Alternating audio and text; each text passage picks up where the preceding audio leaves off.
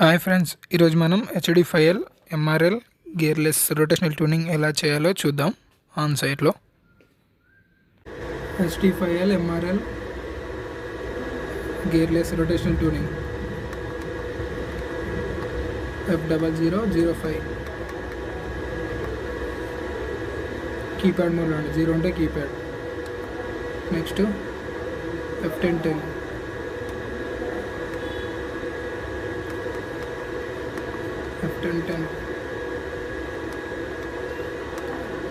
Enter చేసి 2 పెట్టాలి. Already ఇందాక పెట్టిన మామూలుగా 1 పెడితే స్టాటిక్, 2 పెడితే రొటేషనల్ ట్యూనింగ్. 2 పెట్టి ఎంటర్ చేసి మనం మాన్యువల్గా ప్రీ కండక్ట్ నొక్కాల్సి ఉంటుంది.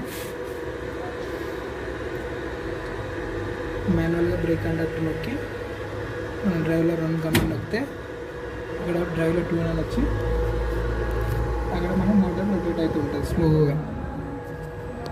ఇక్కడ వీడియోలో కనిపిస్తుంది లేదా, స్లోగా అయితే రొటేట్ అవుతుంది.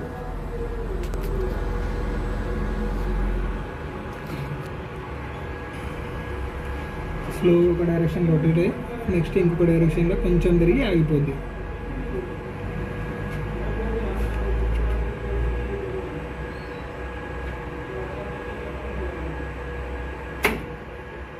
అయిపోయింది. రొటేషన్ ట్యూనింగ్ కంప్లీట్ అయింది.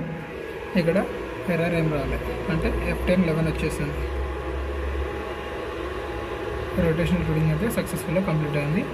ఇప్పుడు మనం కంట్రోల్ మోడ్లో పెట్టి